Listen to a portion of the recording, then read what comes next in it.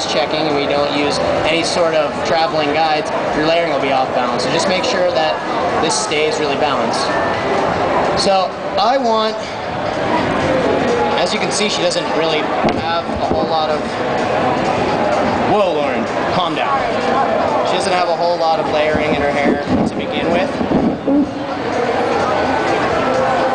So you really got to think about where you want this hair to fall. If I cut this hair to be super short and it would sit below or above the occipital area, it would just pop and you would get no shape, you would get weight here, and you would continue to have this weight through here. If I cut it too long, I wouldn't get that hourglass shape. You want to really think about where this guide is going to sit because you're working with the shape of the head. You want it to sit somewhere past the round of the head, the crown of the head, and below the occipital area, so somewhere in here. And when you're cutting this, you have to think about the hair fabric that you're working on. If you're working on really coarse hair that tends to spring, ease up a little bit and give it a little bit of room to breathe. But you know, it just depends on the hair fabric that you're working on. So just comb this up.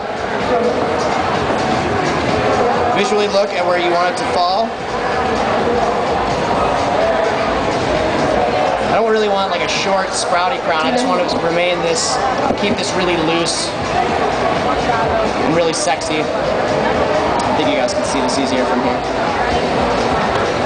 So this first part of my guide that I establish, I'm going to be pulling up the rest of my guide to it because the farther hair has to travel, the longer it'll be.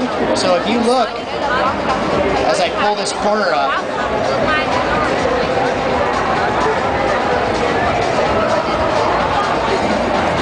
how much weight lies between my guide and my length. This is doing nothing for the shape. This is just weight that we don't need. So I'm going to comb this straight up off the head and work right into my length. Okay.